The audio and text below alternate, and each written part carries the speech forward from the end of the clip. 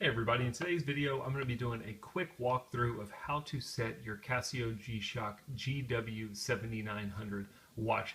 This watch is module 3193 from Casio. This video should work if you also have the module 3200, which is basically the same watch, it's just a different color option.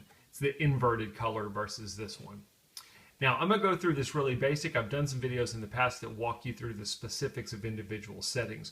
From your main timekeeping mode, you're going to press and hold the adjust button. It's the top button on the left-hand side.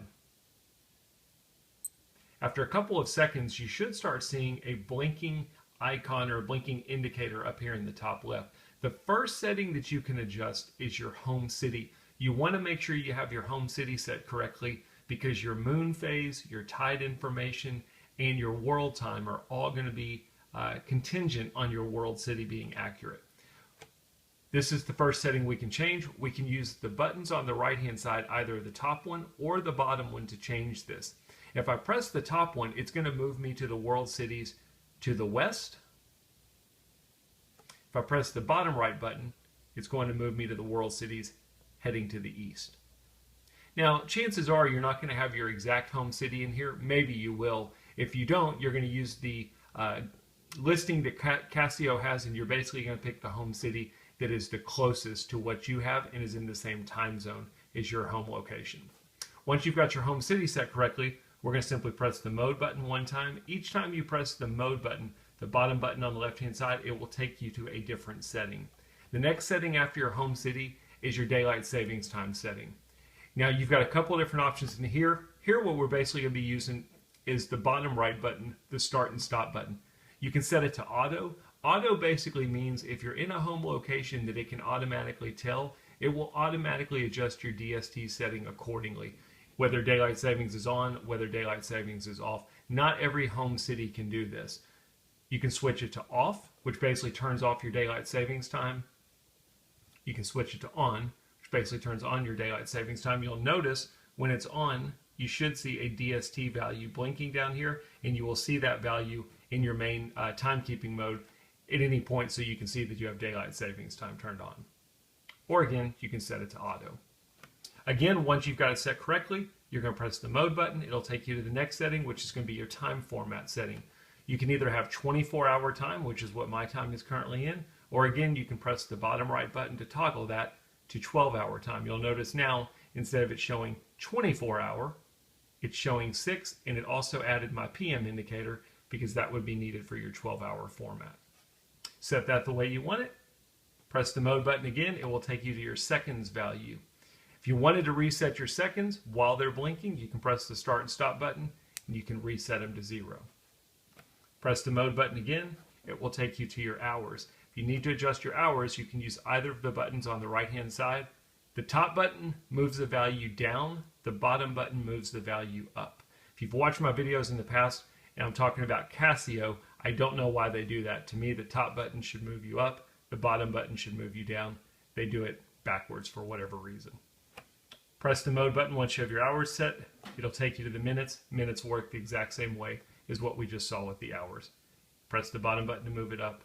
Top button to move them down. Press the mode button another time. It'll take you to your year. And again, just like with the hours and minutes, we can use the buttons on the right-hand side to move down or up.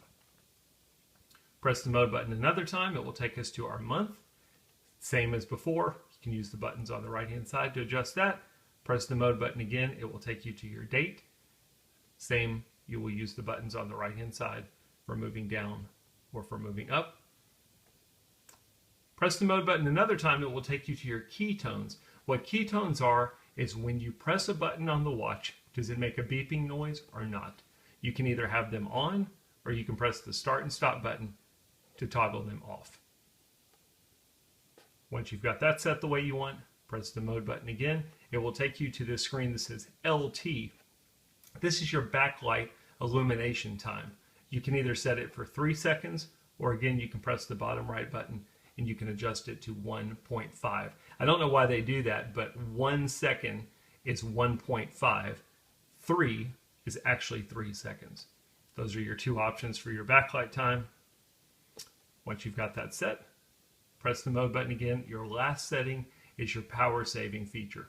Do you want the watch to automatically go into power saving mode once it hasn't been worn? You can either turn this off, or again, you can press the bottom right button to toggle it on. Each one of those settings, or at least a lot of them, you can tell whether or not you've got them on because they'll have little indicators on the watch face. So for example, I'm going to put power saving on.